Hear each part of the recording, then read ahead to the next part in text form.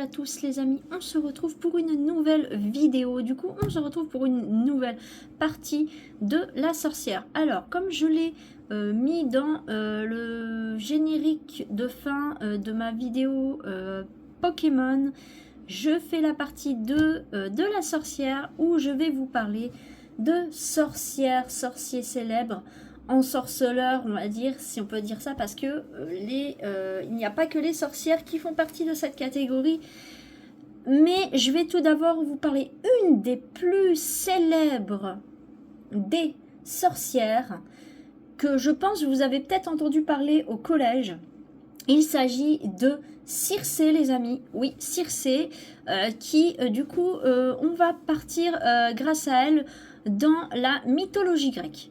Donc, Circé, qui c'est donc Circé, déjà de son nom, est la magicienne de l'île Dea,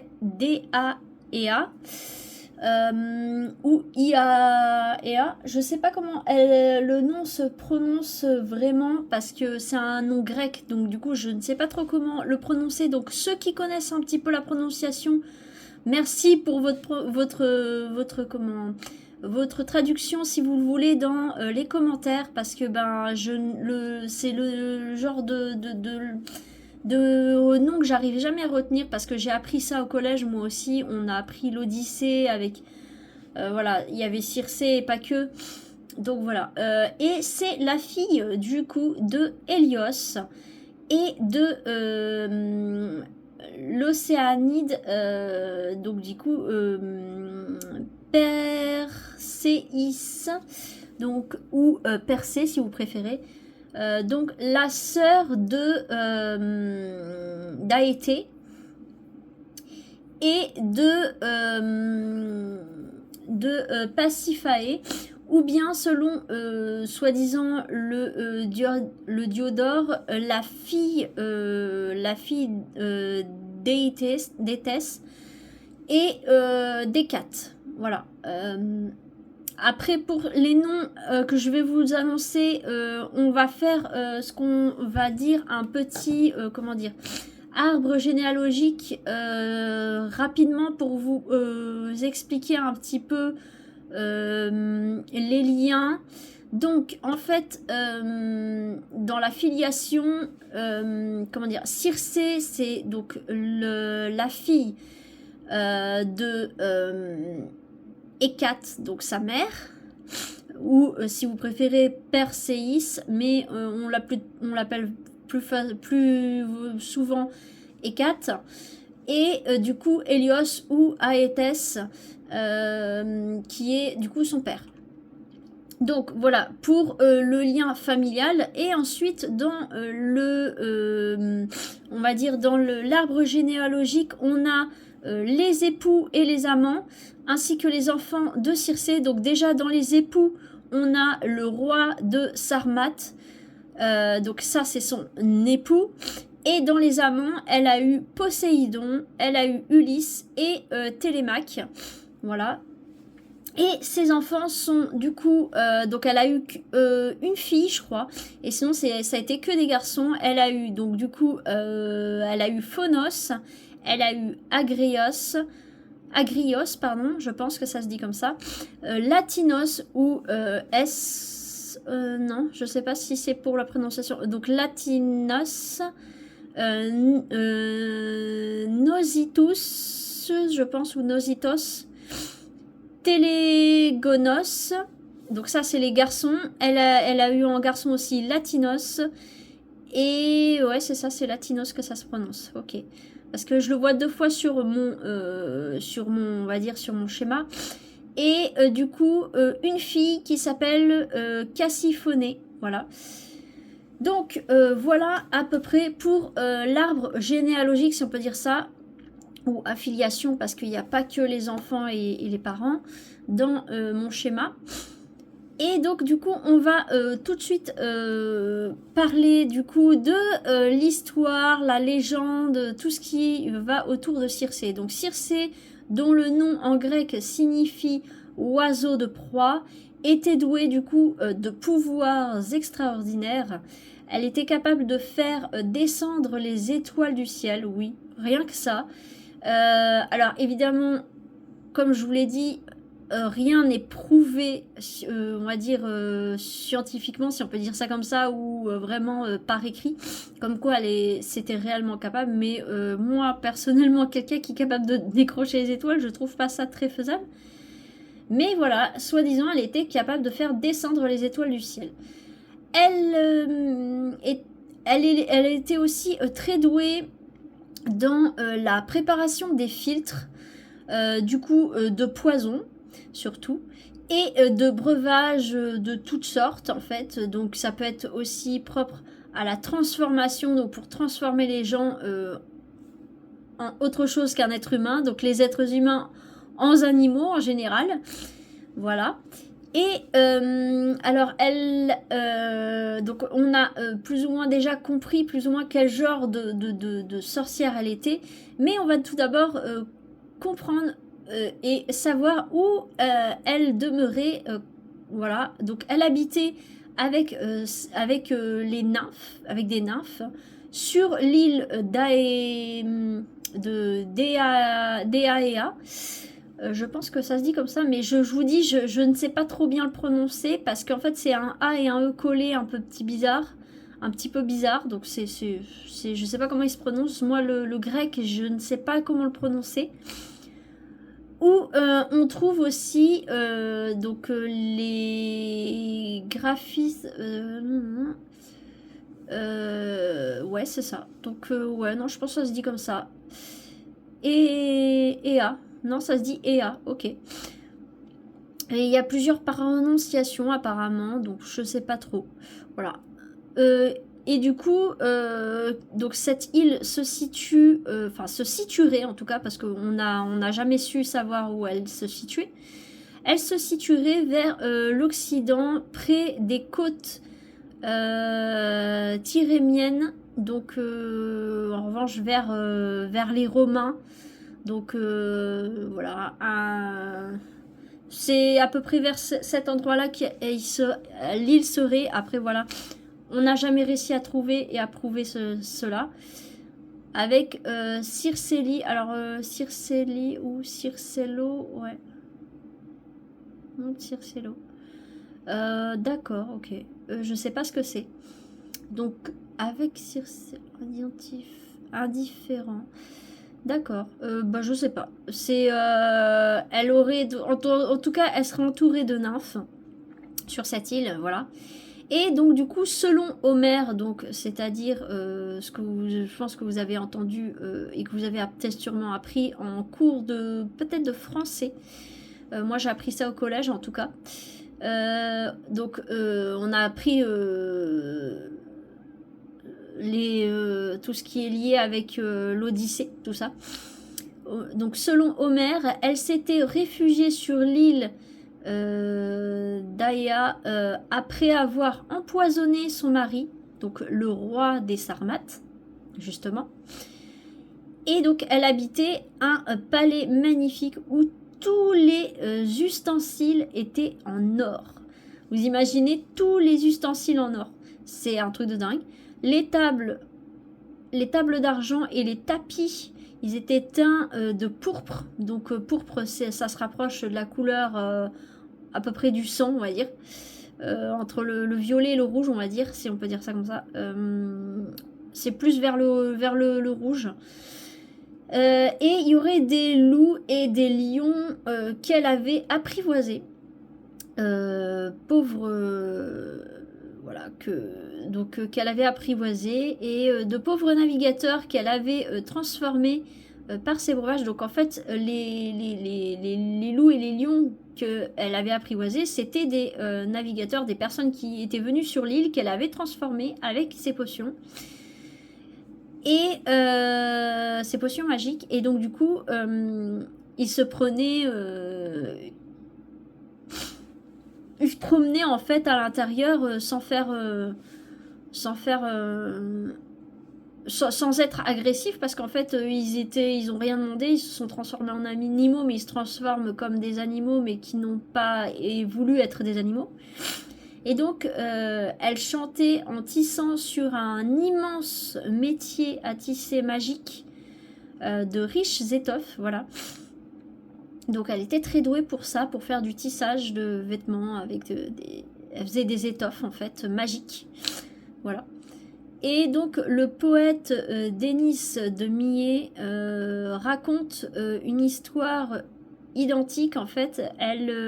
Apparemment, elle essaya sur son époux, donc le roi de Sarmat, donc comme je vous ai dit, un sort maléfique qui l'empoisonna. Et donc du coup, détestée par ses sujets, elle dut s'enfuir sur le char de son père. Et donc du coup, elle s'est retrouvée comme ça sur l'île. Donc, mais du coup, il faut remarquer quand même que les auteurs la font beaucoup plus... ils la décrivent beaucoup plus cruelle en fait que ce qu'elle était réellement en fait. Voilà. Donc on va parler de légendes et donc du coup on va continuer sur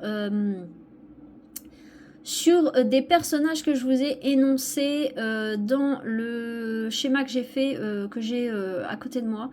Donc Circé était décrite comme une personne avec aux belles boucles et elle était autant redoutable par sa beauté que par ses sortilèges et ses filtres magiques. Donc du coup, elle avait beaucoup de compétences, que ce soit d'un point de vue beauté, mais d'un point de vue aussi maléfique. Et donc un jour, le dieu marin Glaucos donc elle va la trouver et pour lui demander un filtre capable de rendre amoureuse sa jeune et belle Scylla. Alors Scylla, on en parlera dans une autre vidéo où je parlerai plus des dieux grecs en général. Mais Scylla fait partie de l'Odyssée, donc des personnages que Ulysse va rencontrer. Voilà. Scylla, c'est un personnage emblématique de la Grèce antique, donc on en parlera un peu plus en détail, mais Scylla est un personnage très important, en tout cas auprès de Circé, et donc qui demeurait insensible à ses avances, en fait. Mais du coup, Circé tomba amoureux du dieu, et elle changea Scylla en un monstre repoussant. Donc Scylla, si je me souviens bien, Scylla, je crois que c'est... je vais vous redire ça. Scylla, il me semble que c'est celle qui a le pouvoir de pétrifier les gens avec ses serpents, je crois, si je me souviens bien. Alors attendez. Je vais vous redire ça tout de suite. Parce que je l'avais vu il n'y a pas longtemps. Et je l'ai dans mon livre où justement je parlais... non, Scylla, c'est pas du tout ça. Oui, si, c'est ça. C'est bien ça. Scylla, c'est la créature, la femme qui a... au lieu d'avoir des cheveux, elle a des serpents qui ensorcellent. Et en fait, dès que vous croisez son regard, elle vous transforme en statue. Voilà. Donc c'est bien le personnage que je pensais. Donc voilà, Scylla, c'est ce personnage qui a des tentacules, qui a des serpents sur la tête au lieu de ses cheveux. Et en fait, comme en fait, elle n'a pas réussi à tomber, enfin, elle n'a pas voulu tomber amoureuse du dieu du dieu marin, donc de Glaucos. Et ben, comme elle n'a pas voulu accepter de tomber amoureuse de lui, Circé va lui faire lui faire un sort pour qu'elle soit du coup transformée en la créature qu'on connaît tous avec ses serpents. Et dès que vous la croisez du regard, elle vous change en statue. Voilà, donc c'est ce personnage-là que, du coup, enfin, le premier personnage que Circé va rencontrer grâce à Glaucos. Et du coup, c'est comme ça qu'on va connaître aussi les pouvoirs de Circé grâce à ça. Ensuite, on va parler de Picus. Picus, c'est qui? C'est le fils de Saturne, ouais, c'est ça. Donc la planète, mais rien à voir avec la planète au final, parce qu'on dit le dieu de Saturne, mais on ne sait pas réellement s'il existe. Et qui régnait dans l'Ausonie. Alors l'Ausonie, je ne sais pas où c'est. Et qui était coupable à ses yeux d'avoir repoussé son amour pour celui de Canante. Donc voilà, c'est pareil, c'est comme avec Glaucos et Scylla, c'est toujours une histoire de j'ai pas envie de tomber amoureux de vous. Voilà, et du coup il fut transformé en pivert. Voilà, un pivert, vous savez ce que c'est un petit oiseau qui cogne sur les arbres, un peu comme Willy Woodpecker. Voilà, donc il a été transformé en ce petit oiseau. Voilà. Donc je pourrais pas trop vous en dire plus parce que là j'ai pas envie de partir sur l'histoire de chaque personnage qu'elle rencontre, mais je veux me centrer vraiment sur Circé, donc qui est la sorcière. Ensuite, elle va rencontrer aussi Calcos, donc le roi Doni, le roi de Doni, et un amoureux, et en fait c'est un amoureux qui perdit la raison, voilà, tout simplement. Ils en disent pas plus au final parce qu'on ne sait pas vraiment ce qui s'est réellement passé avec lui, mais il aurait perdu la boule à moitié. Parce que, comment dire, comment vous expliquer rapidement, Circé a l'habitude qu'on tombe facilement amoureux d'elle et lui il n'aurait pas voulu tomber amoureux d'elle, tout simplement. Voilà. Donc Circé joua aussi un rôle dans la légende des Argonautes où elle paraît comme la sœur ou la fille d'Aétès, donc le roi de Colchide ou Colchide, je sais pas comment, je pense que c'est Colchide. Et elle refusa de purifier Médée et Jason du crime horrible de son frère Apsyrtos. Voilà. Donc, selon d'autres, elle les purifia, puis les chassa aussitôt. Et voilà, on n'en sait pas plus, mais ça aurait été un passage assez important dans la mythologie grecque, en tout cas. Voilà. Et donc, selon l'Odyssée, pareil, donc avec Ulysse, c'est ce que je vous disais, on va plus parler de Ulysse et de ses aventures. Donc, selon l'Odyssée de Ulysse, elle débarqua sur l'île d'Aéa. Ouais, je crois que ça se dit d'Aéa. En fait, sauf qu'il y a plusieurs A, donc je pense que c'est d'Aéa. Ou d'Aha. Je sais pas, je pense que c'est d'Aéa. Et envoya 23 compagnons à sa découverte. Et ils furent changés par les déesses en pourceaux, âgés de 9 ans. Donc des pourceaux, c'est des cochons. Hein. Voilà. Donc des cochons de 9 ans. Voilà. Donc ils étaient transformés en cochons. Voilà. Tout simplement par Circé. Et sauf que Euryloque, qui réussit à venir l'avertir, donc c'est un des compagnons de Ulysse, je pense, le héros décida d'aller retrouver ses compagnons disparus. Donc il va essayer de les chercher. Et donc le héros, guidé par Hermès, qui lui conseilla de mélanger à son breuvage la plante magique appelée Molly. Alors la plante Molly, c'est une plante remise à Ulysse donc par Hermès pour contrarier les effets du breuvage de Circé. C'est la racine était donc c'est une racine noire comme la nuit et les fleurs blanches comme du lait, et ils étaient presque impossible à un mortel de les arracher en fait. Voilà. Alors je ne sais pas pourquoi. Mais voilà, il fallait absolument cette plante pour rajouter dans son breuvage et du coup en fait inverser la magie de son breuvage. Donc selon Ptolémée Héphaestion, le Molly naquit du sang d'un géant que Circé ou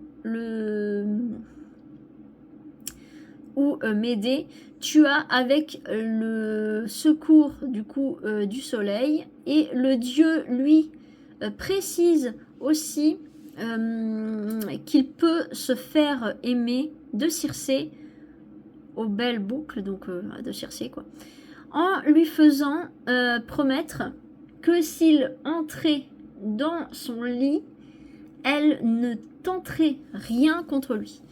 Alors, c'est un peu risqué quand même, mais connaissant le personnage, moi, j'aurais même pas tenté. Après, voilà,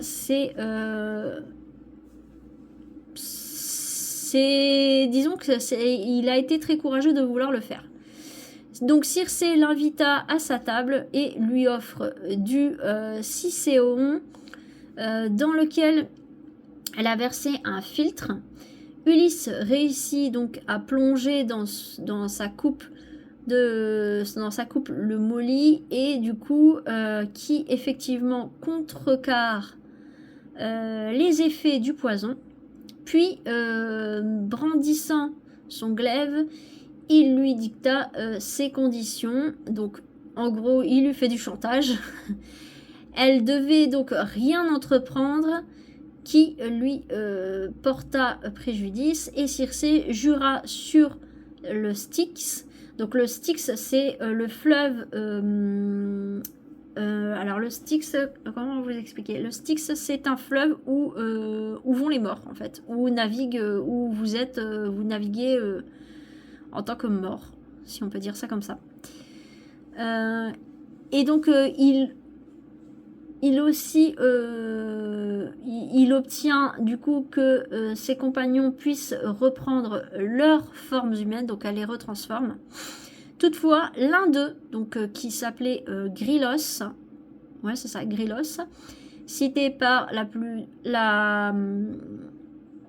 Plutarque, donc refusa de redevenir humain. Alors lui il a refusé, je ne sais pas pourquoi, mais je pense qu'on va le comprendre par la suite. Donc dans les animaux usant de la raison, Plutarque imagine un diable entre Ulysse et Grylos, où ce dernier explique pourquoi il préfère rester dans la peau d'un cochon. S'en suivant du coup des comparaisons entre les hommes et les animaux, leur vertu, leur courage, leur hardiesse, donc le fait d'être très courageux on va dire, ou leur intelligence. Pardon. Et donc Elpénor fut le seul à mourir sur l'île en tombant d'une terrasse parce qu'il avait trop bu en fait, il était complètement bourré. Voilà. Ulysse rencontra du coup son ombre aux enfers, qui lui réclamera des honneurs funèbres. Et voilà. Donc au bout d'un an, Ulysse voulut retourner à Ithaque, donc de là où il vient. Parce que Ulysse vient d'Ithaque, voilà, tout simplement. Donc la magicienne lui traça la route, lui conseilla de consulter l'ombre de Tirésias aux enfers, et lui apprit comment éviter les prochains dangers qui le guettaient. Donc en fait c'est grâce à Circé que il va réussir à déjouer comment elle s'appelle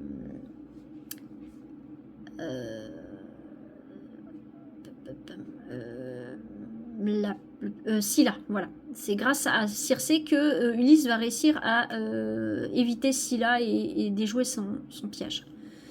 Donc voilà. Et donc